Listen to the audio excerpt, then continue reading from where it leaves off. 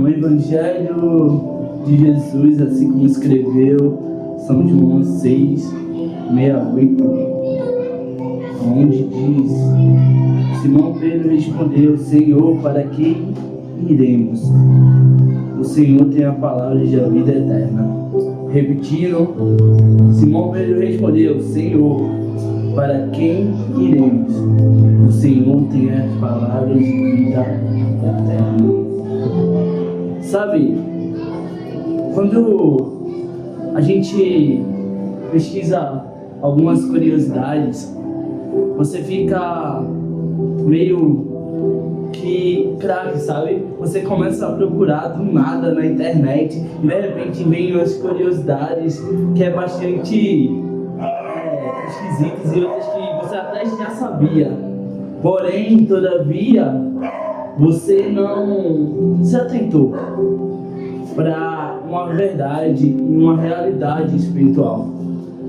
Certa vez eu estava no celular, no TikTok, e aí eu vi falando sobre os girassóis.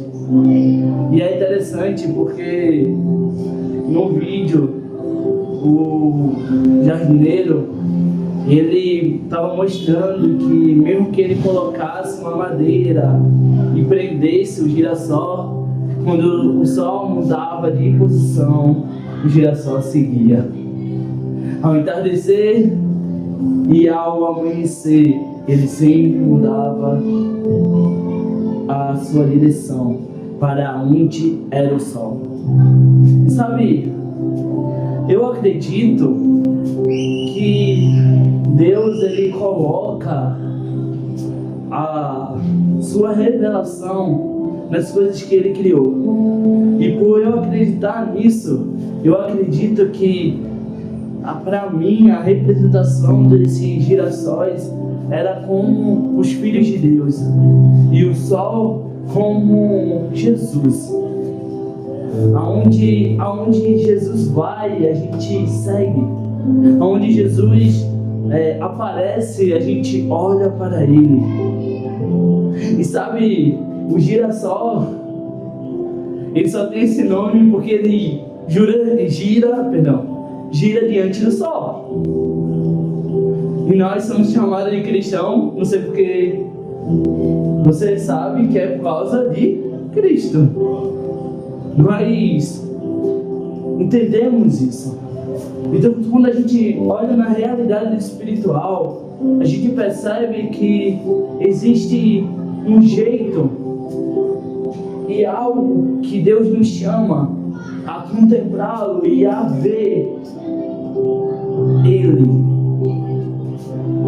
Sabe, o Evangelho, essa boa notícia, fala como eu posso ver o meu Criador, eu posso ver o meu amado, eu posso ver o meu Pai.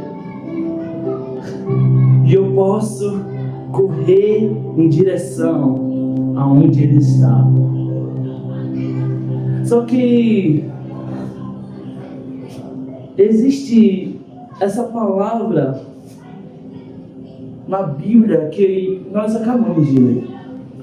Sabe, quando eu leio essa palavra, eu fico imaginando como seria bom, lindo, maravilhoso se eu estivesse aonde essas pessoas estavam, na presença de Jesus. Só que não numa presença espiritual, mas sim numa presença física. E eu não sei vocês, mas eu já tive ciúmes dos discípulos, dos apóstolos, porque viram Jesus, sabiam como era o rosto de Jesus, tocaram em Jesus. Então, por que esse texto meio que me marca? Primeiro, eu vou ter que trazer um contexto. E uma coisa que a gente precisa colocar no nosso sermão é sempre contexto em cima de contexto, mais contexto antes de explicar qualquer coisa. E o contexto dessa passagem é simples. Jesus, acontece que ele faz aquela multiplicação dos pães e ele se retira para orar. E aí vocês já sabem que ele depois aparece na tempestade, estando em um barco com os discípulos. Porém, é nítido que os discípulos de Jesus que estavam no barco só viram Jesus no meio da tempestade, quando ele estava andando sobre as águas. É nítido que a multidão não viu Jesus naquele momento onde ele se retirou para orar. É nítido que Jesus queria se esconder. Só que a palavra vai dizer que ele aparece em terra e esse pessoal que viu o milagre de Jesus, eles viram o milagre da multiplicação dos pães, o milagre do alimento. Só que essas pessoas, elas queriam Jesus pelo bom. Gente, talvez se você ler, vocês olhariam para essas pessoas e iriam dizer: que pessoas mortas à fome por causa de pão correndo em direção a Jesus? Não, não é isso. É porque quando Roma ela domina Israel, ela cobrava impostos enormes. É nítido que eles não comiam de nenhuma maneira, de nenhuma forma, todos os dias, porque o dinheiro que eles tinham, mais da metade, alguns historiadores dizem que mais da metade era para o Estado, para o Império Romano. Então, quando eles viram Jesus, eles disseram: ele pode suprir a minha necessidade. Eu quero segui-lo, porque ele vai me dar aquilo que eu necessito. E muitas das vezes nós somos esse tipo de pessoas, ou já fomos esse tipo de pessoa. Eu acredito que muitas vezes a gente já foi para a igreja pensando: Senhor Deus, o que eu vou receber do Senhor? Uma bênção, sabe? Algo. A gente não tinha expectativa no toque da presença, a gente não tinha expectativa do Senhor. Mas essas pessoas estavam com necessidade, e eu tenho certeza que quando a gente foi atrás de uma igreja, talvez faltava algo na gente, talvez um emprego, alguma coisa, alguma bênção, um carinho que a gente não tinha na família, faltava algo. E sabe, essas pessoas dizem: nós vamos seguir o Senhor para onde o Senhor for, nós vamos te seguir. E cara, é interessante, e bora lá alguém, Jesus ele olha para essas pessoas e dizem: vocês não querem me seguir, porque vocês querem seguir alguém que vai suprir as suas necessidades, alguém que vai suprir aquilo que vocês querem. E ele começa a revelar que ele é o Messias prometido. Jesus ele está falando para aquele povo que queria pão, que ele na verdade era o pão da vida, aonde ele estava se colocando da verdadeira necessidade que eles tinham. Talvez Jesus olhou e disse: eles estão sentindo falta de pão, mas eles não entendem que na verdade o que eles precisam é de mim. vezes a gente está valorizando aquilo que Deus pode nos dar em vez daquilo que Ele é. Vamos lá. Eu amo a presença, eu gosto muito de senti-la. Eu gosto de ser tocado. A minha expectativa e realidade, quando eu venho para um culto, é ser tocado, é ser tomado, é queimar por Jesus. Porém, eu acredito que, mesmo que o meu coração não seja no espiritual, Jesus olharia para mim e ia dizer: Robson, sentir a presença não é o importante. Sabe por quê? Porque se a gente sente as emoções, tocar Jesus, e aí sentir um arrepio, um fogo, e isso se torna algo importante, quer dizer que a gente está mais valorizando a experiência do que valorizando Jesus. Sabe, eu não oro para sentir, eu não leio a Bíblia para sentir, eu oro porque eu quero agradar o meu amado e eu quero conhecê-lo. Eu tenho que ler a palavra para conhecê-lo, porque nós estamos se movendo a partir da nossa necessidade de sentir algo, de tocar algo. Só que às vezes Deus está tratando a gente no silêncio. E cara, eu vou falar uma verdade. Se Deus falou algo para você, Ele não vai falar de novo. Se você não estiver fazendo esse algo, sabe? Noé, ele escuta de Deus: faça a arca. Noé escuta de Deus para fazer uma arca. E aí ele está fazendo essa arca. Sabe quanto tempo demorou para Deus falar de novo? 120 anos. E sabe o que Deus falou? Fecha a arca.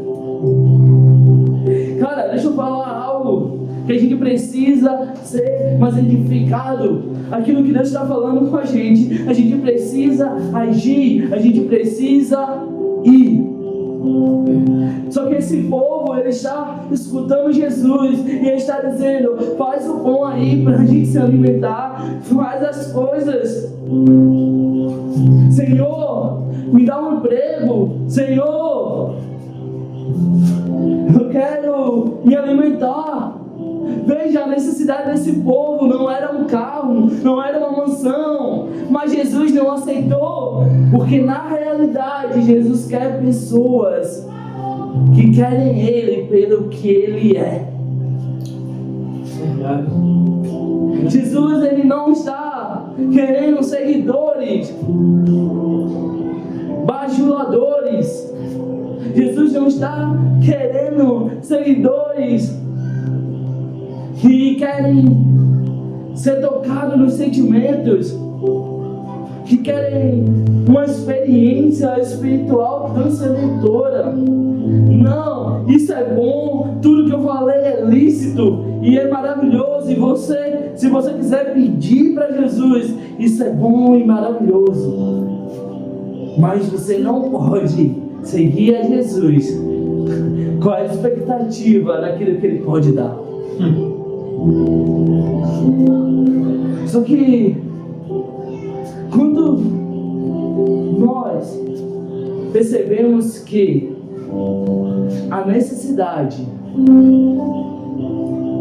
ou seja, o presente, está maior do que a presença. Quando nós conseguimos só falar com Jesus, com Deus, quando a gente só ora e a gente só pede,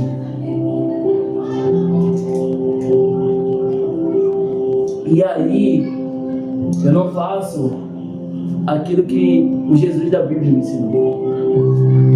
E aí, porque eu tenho uma preguiça espiritual de ler as Santas Escrituras, ou eu tenho uma preguiça espiritual para orar e praticar as disciplinas espirituais, eu começo a criar um Jesus à minha imagem e minha semelhança. Então, eu quero que você entenda o que Jesus queria tratar no coração daquelas pessoas. Veja só o que Jesus responde: eu lhe digo a verdade, você quer estar comigo não porque entender os sinais, mas porque lhe dei alimento. Não se preocupe tanto com coisas que se estragam como a comida, mas use sua energia buscando um alimento que permanece para a vida eterna, o qual o Filho do Homem pode lhe dar, pois Deus, o Pai, colocou em mim seu selo de aprovação. Cara, Jesus estava falando para as pessoas que estavam sentindo fome, dizendo: ei, vocês não querem me seguir pela dádiva maior, pela dádiva de me conhecer. Vocês não estão querendo as minhas palavras de vida eterna. Diferente daquela meretriz que está com perfume e ela joga no pé de Jesus. Gente, eu quero que você entenda que o perfume, ele naquele tempo custava muito caro. A maioria dos historiadores vão dizer que era um ano inteiro trabalhado. Sabe o que aquela mulher estava colocando nos pés de Jesus? Tudo o que ela tinha. Ela não estava ligando pela necessidade que ela ia ter, porque ela gastou um único perfume que ela tinha. Ela não estava ligando pelos dias suados que ela trabalhou para comprar aquele perfume. Ela só queria Jesus. Ela queria se entregar. E sabe, o texto fala que o ambiente encheu do cheiro do perfume. Sério, calma. Vocês vão ter que entender isso. Veja só, se eu não tomo banho e fico sujo, eu coloco perfume, o que acontece? O cheiro fica ruim, o suor vai fazer com que o cheiro fique insuportável e vai aumentar o meu mau cheiro. Então as pessoas vão ver o ambiente com o cheiro ampliado do meu suor, misturado com um cheiro que deveria ser bom. Agora, eu quero que você planeje isso. Se eu tiver cheiroso, tomei meu banho, e aí eu coloco o perfume, ele vai ficar o quê? Com aquele cheiro bom. Eu vou encher o ambiente com um cheiro bom. Então o perfume, na verdade, ele aumenta o cheiro daquele que o recebe. Cara, eu acredito que quando ela jogou o perfume e a palavra diz que encheu o ambiente, ele está dizendo encheu o ambiente do cheiro de Jesus. Sabe quando é que a adoração ela enche um ambiente? Quando ela é tão extravagante e só dá para sentir o cheiro de Jesus. Quando tem uma pessoa que está com o coração querendo Jesus acima de todas as coisas, querendo Jesus mais do que ela mesma, mais do que o seu bem, maior do que uma cura, do que qualquer outra coisa. Sendo aquele girassol que está procurando a luz e o calor. E aí ele vira. Quantas das vezes nós estamos virando para Jesus no nosso dia a dia, e entregando tudo aquilo que nós temos.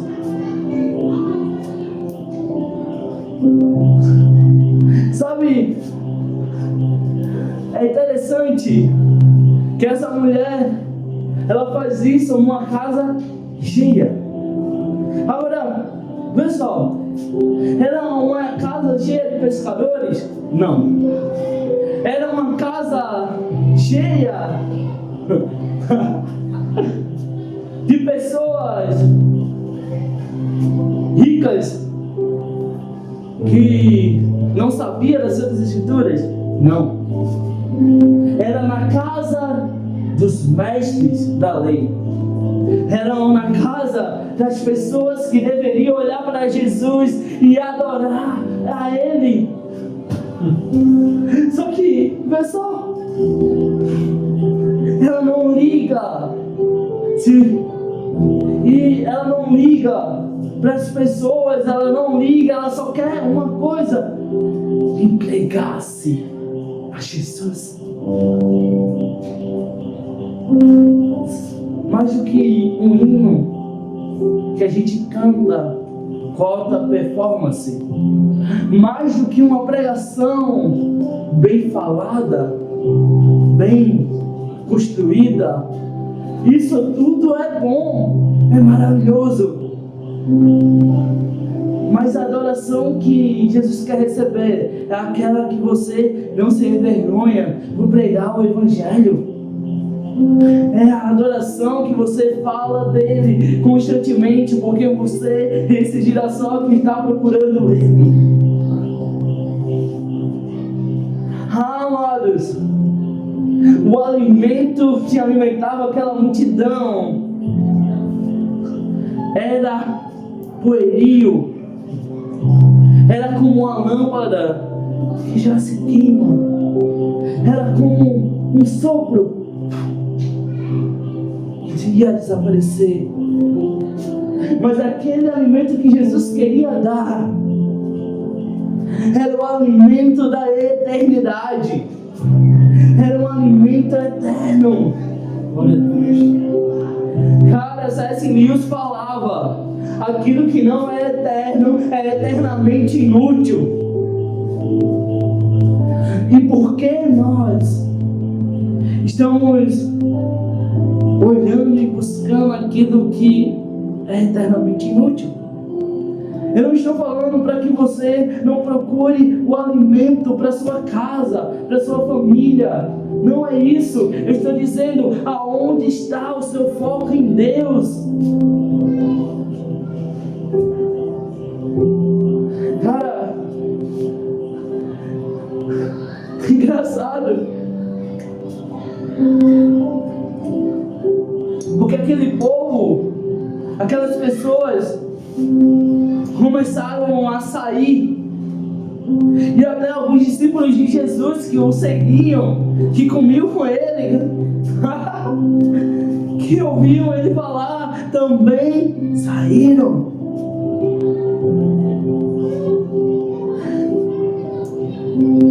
Até aqueles que sabiam que ele era o Messias olharam e escutaram uma multidão que queria uma necessidade. E sabe, porque eu acho interessante é que eles olharam e disseram: a sua palavra é muito dura. Só que Jesus não chamou de raça de víbora. Jesus não falou que eles iam para o inferno. Ele não falou sobre pecado. Eu não estou falando em uma passagem onde ele ia falar palavras realmente duras, que a gente considera duras para os dias de hoje. Não. Jesus fala. A palavra mais dura que ele fala é: vocês têm que parar de me buscar pela necessidade e começar a buscar para aquilo que eu vim, para aquilo que o Pai me enviou e me aprovou. amados, Jesus ele está falando de uma realidade eterna e imutável, e de uma verdade, vamos dar alguém, uma verdade de uma entrega insaciável por Ele. Só que as pessoas olharam para isso como uma afronta. Olharam, não tem como viver. Como assim? Como assim eu não vou me preocupar com as minhas necessidades, com os meus desejos? Sabe, focar em Jesus, valorizar Jesus, quer dizer que precisamos, de toda maneira possível, matar nós mesmos, matar o nosso orgulho. Sabe o que a multidão estava dizendo? Sou orgulhosa demais para te querer como o Senhor é. Eu sou orgulhosa demais para não querer que o Senhor mude a minha vida. Sabe, muitas das vezes nós estamos nesse ponto da nossa vida. E eu acho engraçado que a lei de Murphy é verdadeira. Foi por aí. Eu não sei como é que eu posso dizer, especificar e explicitar totalmente essa frase, mas mais ou menos assim. A lei de Murphy quer dizer que tudo vai dar errado na pior maneira e no pior momento possível. E realmente, às vezes falta o gás, a bomba queima e você tá duro. Às vezes você pensou, caramba, velho, tô sem emprego, vou vender água na praia. Aí chega no domingo, onde você iria ganhar um dinheiro maior e começa a chover. Às vezes você acha que está numa zica, tudo que você faz dá errado. E talvez Jesus estava só olhando para você e dizendo: ei, depende de mim. Agora, pessoal, a dependência de Deus não quer dizer que a gente vai seguir para aquilo que Ele pode fazer por nós. Mas a dependência de Deus nos leva a conhecê-lo como provedor. Cara, entenda, Jesus falou: vocês não estão me seguindo pelos sinais, ou seja, Jesus estava dizendo: eu já provi para vocês. Eu já provi para vocês, vocês já me conhecem no mover dos milagres e das maravilhas. Vocês já me conhecem dos dons. Jesus está dizendo assim, mas eu quero que vocês vão mais profundo. Cara, vamos ser sinceros? Não é uma coisa meio infantil? Querer Jesus para aquilo que Ele pode nos dar? Não parece meio... As nossas orações não parecem carta para Papai Noel? Vamos ser sinceros, gente.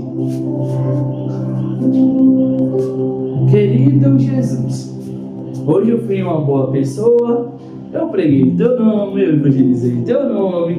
Olha, eu orei 10 vezes ao dia, Senhor. Eu sou um menino bom. O Senhor pode me dar aquilo que eu necessito? E sabe, Ele é tão misericordioso que Ele entende a nossa infantilidade. Ele entende que a gente precisa dele e necessita dele. Ele entende.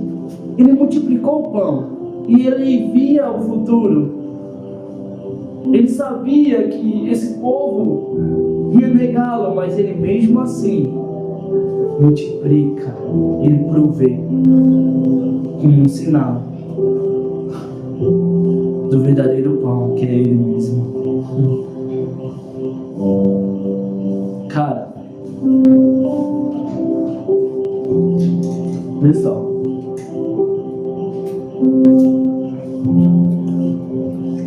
Quando Moisés ele sobe no monte, e para mim eu acho que a gente aprende muito no seminário, principalmente nas aulas de liderança, que um líder ele é conhecido pelo momento de divergência, pelo momento de complicação.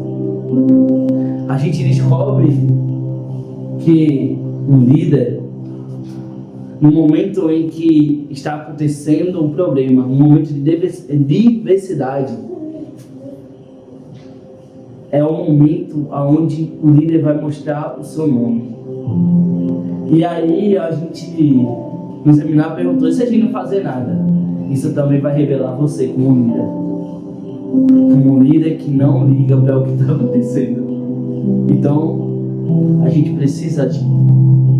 E naquele momento, quando Moisés ele sobe esse monte, o povo tinha pecado, o povo tinha feito um bezerro de ouro, e ainda por cima o povo queria não substituir Deus. Você pode ler o texto. O povo só começa a adorar o bezerro depois de muito tempo na festa, que vão dizer: esse foi o Deus que nos libertou do Egito. Mas pensa bem comigo, eles começam a falar o quê? Eu acho que Moisés morreu. Se Moisés morreu, a gente precisa fazer algo, uma pessoa, trazer algo, uma pessoa. Não, vamos trazer um ídolo para ele sim ir até Deus, entende? E não nós. Porque a Bíblia fala que o povo estava com medo de chegar perto de Deus porque ia morrer. Cara, Moisés ele estava no maior ponto de dificuldade do seu ministério. O povo todinho pecou contra Deus, e ele vai falar com Deus. Eu acho que quando ele subiu um monte, ele pensou: meu Deus, o que eu vou falar pra ti? Meu Deus, o que eu vou falar? Pelo amor de Deus, Deus, me dá uma ideia, Deus. Porque aí ele chega, e aí Deus diz: olha, o teu povo é rebelde, o teu povo é problemático, o teu povo, Moisés, é ruim. Eu vou te dar uma proposta. Eu vou matar esse povo todinho. Não presta mesmo? Esse povo não presta, Moisés. E eu vou fazer uma coisa. Na tua descendência, eu vou cumprir. Eu vou fazer você pai de multidões. Olha só. Agora, vamos colocar no dia de hoje. Aí eu estou subindo um monte e Deus fala: esse povo da igreja brasileira não presta. Eu vou matar todo aquele povo e só vai existir a tua igreja. Será que a gente tem a coragem do que Moisés vai falar para Deus? Moisés olha para Deus e fala: mas Senhor, o que vão falar de ti? Sabe, Moisés conhecia tanto a Deus, ele tinha no seu interior o desejo pelo eterno, que ele não se preocupa, ele não vai falar primeiro do povo, ele vai falar do que o pessoal ia falar de Deus. Porque ele vai dizer: olha, vão falar mal do Senhor, dizendo que o Senhor me tirou do Egito e tirou essa nação do Egito para que morresse.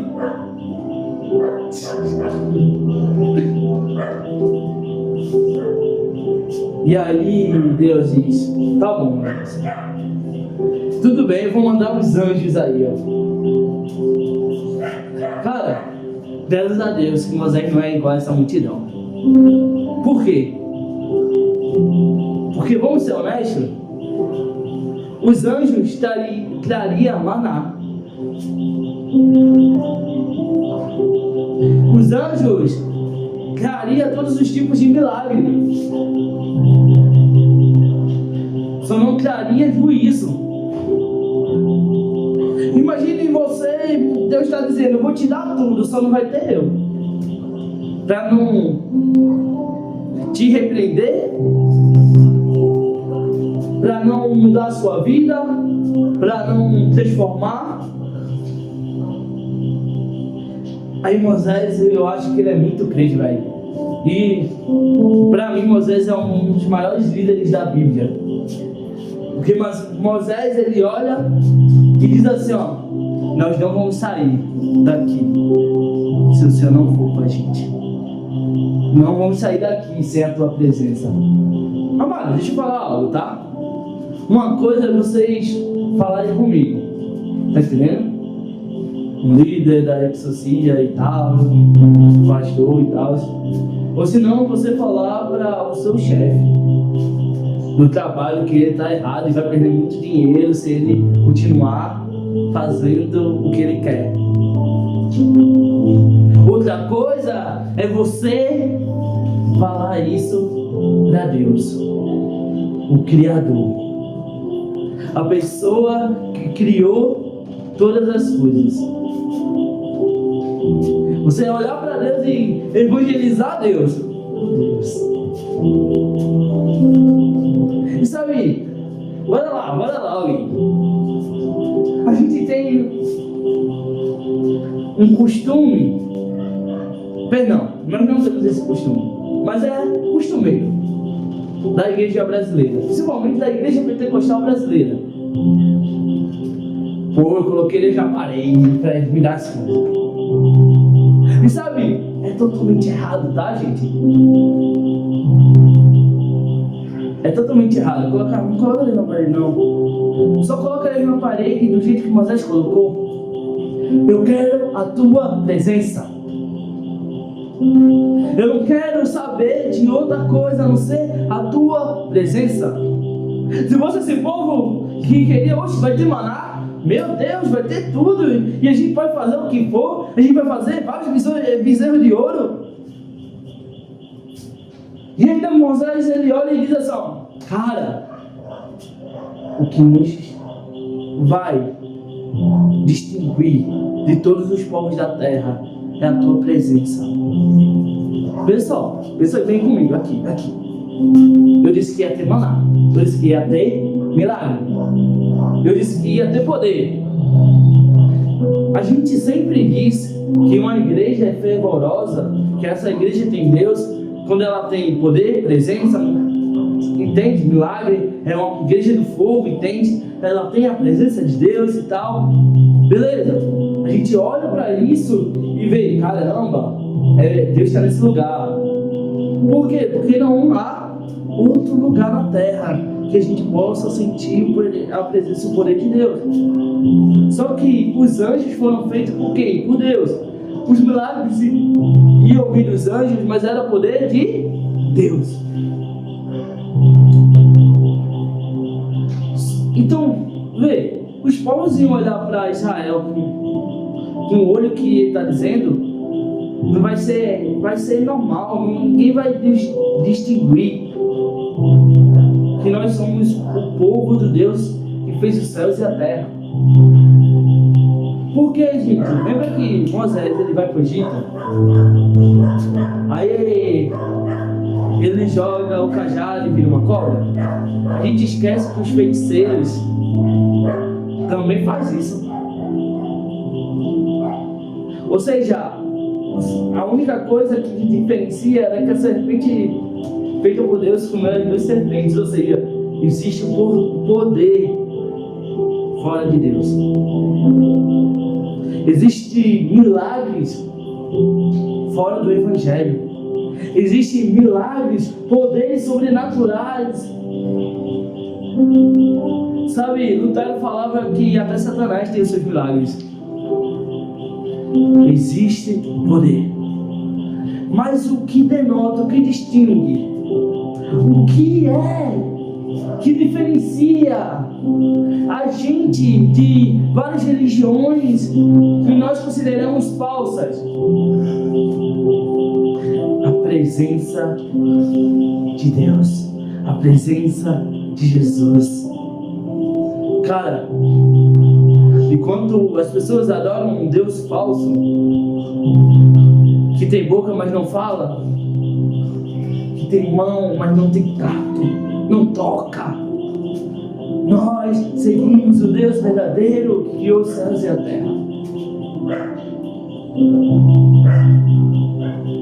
Moisés estava olhando para Deus e dizendo: Pai, faz uma coisa. Faz uma coisa, eu só quero uma coisa só. Uma coisa. Sabe, Moisés nunca leu Davi, porque Davi não era contemporâneo a Moisés. Mas eu sinto que tinha uma inspiração divina quando Davi diz: uma coisa eu peço ao Senhor. Que Moisés ele era um homem de uma só coisa. Cara, deixa eu falar algo. A gente tem que parar de querer várias coisas e ser um homem de uma só coisa. Aí Moisés ele tá olhando assim e diz: vem com nós. Vem com nós. Queremos a tua presença. Não adianta. Mas, Senhor, eu vou parar aqui, ó. Vamos parar aqui, rapidão. Mas se Deus olhasse para ele e dissesse: não. Aí eles ficassem parados. Aí Deus terminasse. A gente não ia saber a história de Moisés nem nada. Mas Deus olhou para Moisés com tanta alegria, porque eu imagino que Deus olhou assim: ele entendeu. O povo não entendeu, mas ele entendeu o que eu quero. Amado, o que é adoração? Adoração, amado, é relacionamento com Deus. Quando Adão ele sai, ou melhor, é expulso do jardim, ele perde o quê? A primeira coisa que ele perde: relacionamento com Deus. O que Jesus faz na cruz? Reconcilia a gente com Deus. Relacionamento é a única forma de adorar a Deus. Então, quando eu me relaciono com Deus, eu faço tudo para a glória dele. E aí, por que eu falei sobre Moisés? Sobre nós não sairemos se a tua presença não for com a gente, não for com nós. Porque esse povo ele começa a se dispersar. Esse povo, eles não querem deixar o bezerro de ouro. E aí Jesus, ele, pela primeira vez eu acredito, a gente só ia achar duro quando Jesus olha para os 12 discípulos, os 12 que estavam mais perto dele, os 12 que não só acompanhavam ele nas pregações ou multidões, mas os 12 que dormiram com ele, que eu tenho muito ciúme e inveja, que eu ouvi a voz dele. Cara, eu vou até beber água, porque, calma, isso vai ser muito forte. Ele olha para os 12 irmãos e diz assim, ó: vocês não vão embora também, não? Imagine, sério, vamos ser sérios. Imagine um pastor que fala isso para um membro que não quer participar da sua igreja. Então, e você, vai embora também? Ó, tem uma porta aqui, ó. Pode ir. O que a gente ia falar? Vamos ser sinceros? A gente ia condenar. E de certa forma está errado, porque não é Jesus. Só que Jesus ele olha para os discípulos e diz assim, ó: e aí? Vão embora? Porque se for para me seguir, porque vocês estão esperando alguma coisa de mim, vocês não vão ter. A não ser eu mesmo. E depois depois eu dentro de vocês. Você entende isso? Jesus está dizendo, eu não quero que ninguém me siga sem relacionamento. Aí, Pedro, sabe o ousado do Pedro? Aquele que o pessoal mete o pau?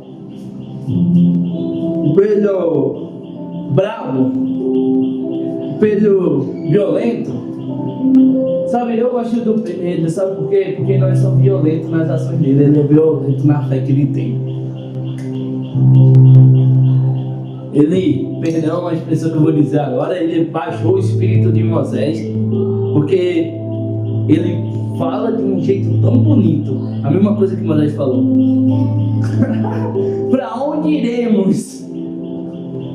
Se só tu tem palavra de vida eterna, o que está dizendo? Olha, sabe, volta lá para Moisés. Moisés, eu vou deixar vocês irem.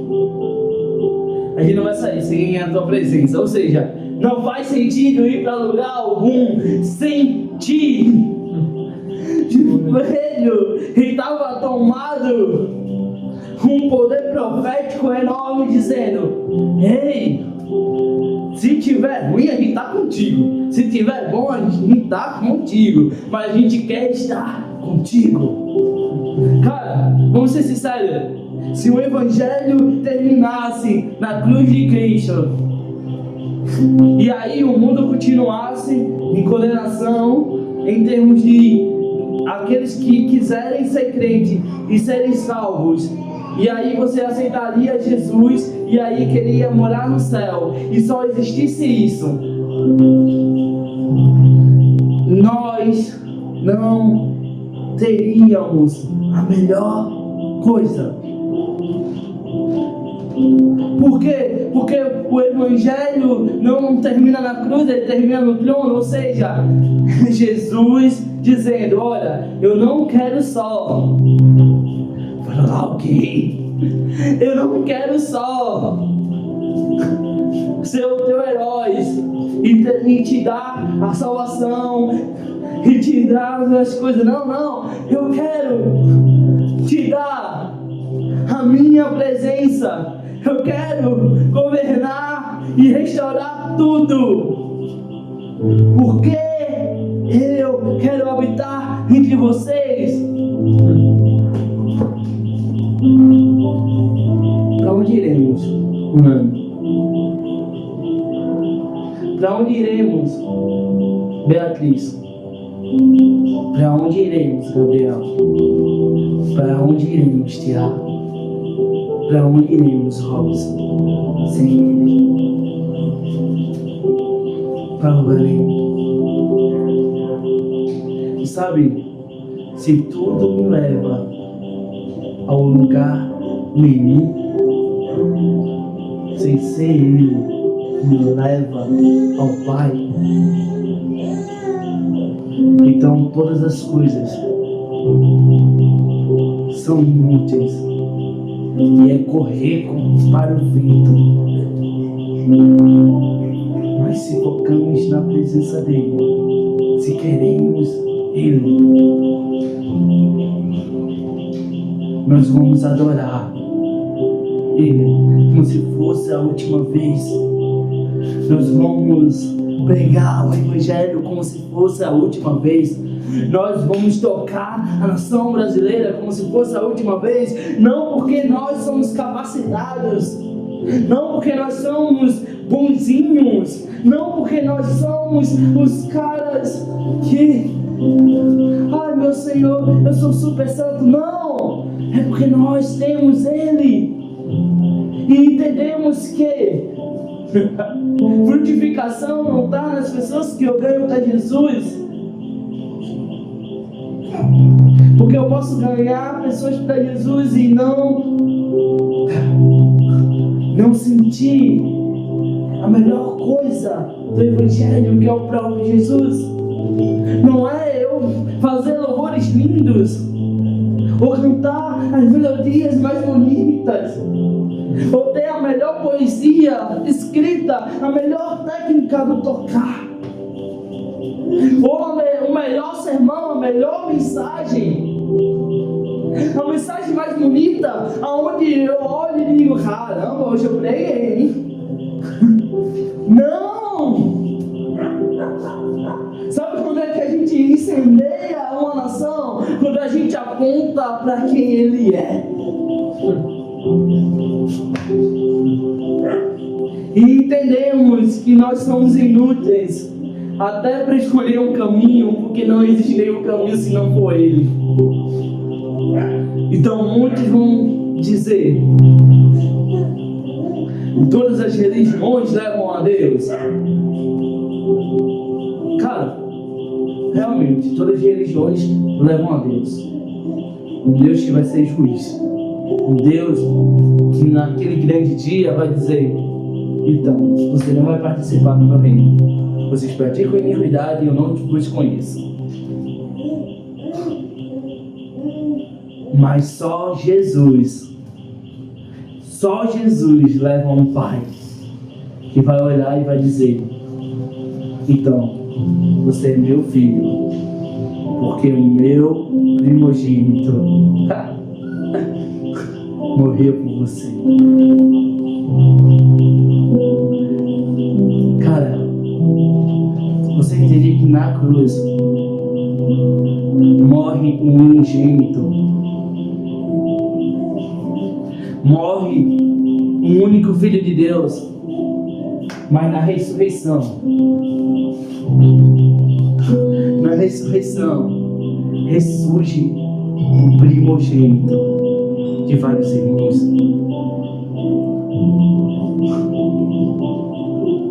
de vários filhos de Deus. É como ele falou: se um grão de arroz cair na terra e não morrer,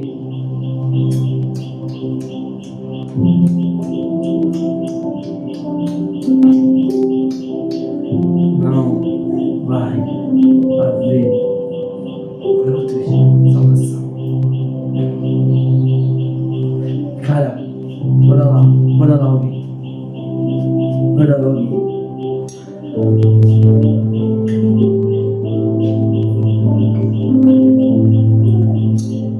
Vou dizer que Pedro não falasse isso. Vamos dizer que eles foram para outro caminho. Se eles fossem para outro caminho, eles seriam o pior mendigo da face da terra. Sabe por quê? Talvez tudo desse certo na vida deles. A empresa de pescaria de Pedro desse muito dinheiro. Não sei o que os outros trabalhavam, mas vamos ser sinceros.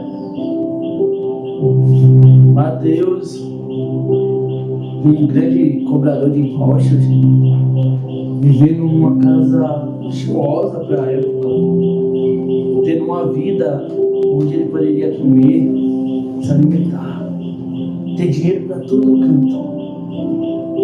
O que eles viram? Que deixaram uma casa, sabe, o luxo. O que eles viram em Jesus, que o cara deixa a família. O que eles viram, eu vou dizer, um único caminho que leva para as palavras eternas. E a palavra eterna está em João capítulo 13. No verso 3, Jesus sabia. Não, perdão, eu errei. João capítulo 17, no verso 3. Gente, perdão, minha memória tá fraca. Minha memória tá questionável. Olha, você sabia que Jesus orou por vocês? Eu vou te contar uma coisa. Deixa eu 17, tá? Quando chegar em casa, dá uma vidinha daquilo que Jesus orou. Só vou ler uma parte, porque não tem como ler ela todinha. Mas veja esse verso 3. E a vida eterna é isto: conhecer a Ti, o único Deus verdadeiro, e a Jesus Cristo, a quem enviaste ao mundo. Ai, amado, Ele está dizendo, ó, sabe qual é o segredo da vida eterna? Me conhecer. Agora vê o que eu acho interessante. No quarto, eu te glorifiquei aqui na terra, completando a obra que me deste para realizar. Agora, Pai, glorifica-me e leva-me para junto de Ti, para a glória que eu tive ao Teu lado, antes do princípio do mundo. E eu revelei Teu nome àqueles que me deste do mundo. Eles sempre foram Teus. Tu os deste a mim, e eles obedecem a Tua palavra. Sabe o que Jesus está falando? Ei, todo mundo que Jesus, o Pai o deu. Ou seja, até a tua escolha de escolher não foi a tua escolha, porque Ele já colocou o desejo pré-definitivo em você. Por quê? Porque para você olhar e dizer assim, ó, ainda bem, foi graça. Eu não tinha o que fazer, eu só fui tocado. Deixa eu falar, sabe o que os discípulos viram? Os discípulos viram a vida eterna, o Logos, a palavra, se manifestar, tocar uma geração. Agora Jesus está passando por aqui essa noite. Jesus está passando hoje de manhã, quando você foi ao trabalho. Jesus está passando na sua casa, quando você estava discutindo com a sua esposa. Jesus estava passando quando você estava bem chapadão, bem louco do Espírito. O Jesus também estava lá quando você só estava cansado, assistindo um anime assim, só para descansar. Jesus poderia prometer várias coisas. Ele poderia prometer uma vida melhor. E aí Ele teria bilhões de pessoas. Ele poderia prometer tudo que você quisesse. Ele teria vários seguidores, pessoas que o amariam. Mas Ele decidiu te dar a melhor coisa que Ele poderia dar: Cristo, Ele mesmo.